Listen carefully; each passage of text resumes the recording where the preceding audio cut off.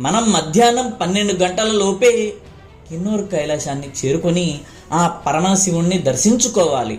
ఎందుకంటే మధ్యాహ్నం 12 గంటలు దాటితే చాలు శిఖరంపై అత్యంత ప్రమాదకరమైన మంచుగాలులు వీయటం మొదలు పెడతాయి. ఆ ప్రమాదంలో చిక్కుకోక ముందే ఎలాగైనా సరే ఆ శివలింగాన్ని తప్పనిసరిగా దర్శించుకోవాలి.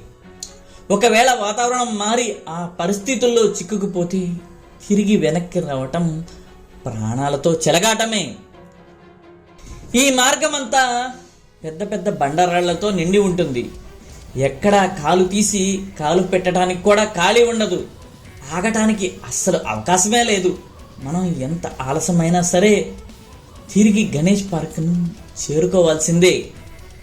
దారి మధ్యలో గణేష్ గుహ ఉన్నప్పటికీ అది చాలా చిన్నది. అప్పటికే ఆ గుహ యాత్రికులతో నిండిపోయి ఉంటుంది.